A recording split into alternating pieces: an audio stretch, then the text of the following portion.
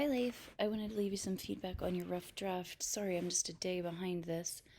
Um, I think you're working with some really good uh, ideas here, and some really good writing. I really like the quote that you begin with. I think it captures the idea of perspective quite well. And one of the things that I really like about it is it kind of gives you, a starting point with some ideas to play with. I really like um, the questions that you're posing here, and the kind of conclusion that you've come to yourself. And then you move on into um, uh, your place, which is this cabin. Um, you have really good description in here. Um, there's something about this that kind of reminds me of Annie Dillard, who was a naturalist and wrote quite extensively about, well, the natural world and her relationship with it, to have like a broader conversation about human beings. And I feel like there's like elements of that in here. Um, what you don't quite have yet is that fully realized narrative arc, right? And remember, I said in class that or last week, that that's probably the case. Um, that in rough drafts, we usually don't have everything nailed down as we need. Um, so this week, what I want you to do is start figuring out exactly what that arc is, right? So what's going to be your clear beginning, middle, and end. So I see, to me, the beginning is very strong. I think that you could probably work with this same beginning, should this be the route that you want to go down. What I want you to think about is that middle, meaning that moment of change or that climax. Um, so, what's going to be that moment of change for you in this essay, and how can you show that to the audience in action or in dialogue, right?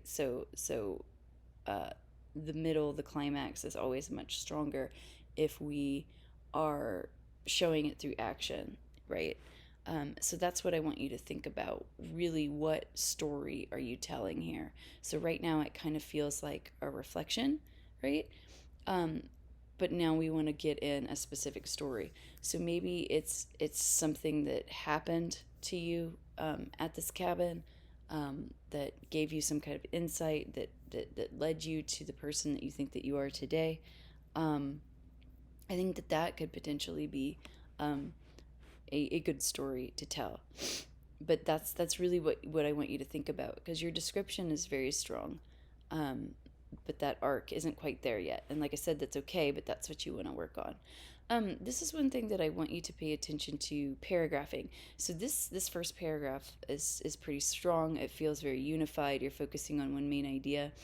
This paragraph, I like all the ideas in it, but you'll see that it's pretty lengthy. It starts at the end of page 1 and goes all the way into the middle of page 3. That's a pretty lengthy paragraph.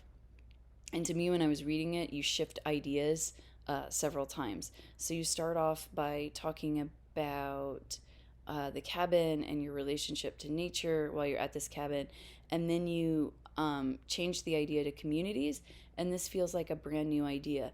Now, I know you're going to come back to it, to how like the cabin and the communities and your ideas about that all connect. But I think that would be better suited if you actually broke this up into smaller paragraphs. And I'd say that this is probably the first place where you want to indent. Um, so remember, in terms of paragraphing, readers like information broken up into chunks, right? And we can define that chunk, however we want. Usually genre and the writer dictates that, um, meaning, there's no magic number in terms of sentences that's going to give you a paragraph. It's really what the sentences are doing in the paragraph, what ideas they are expressing.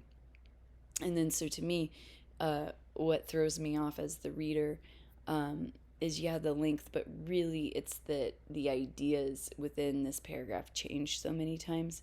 So read through this again and think about where you can break this into smaller uh, paragraphs. So other than that, That arc is what I want you to think about this week. So really, what story are you telling here, and what's going to be your moment of change, and how can you express that clearly to the audience? All right.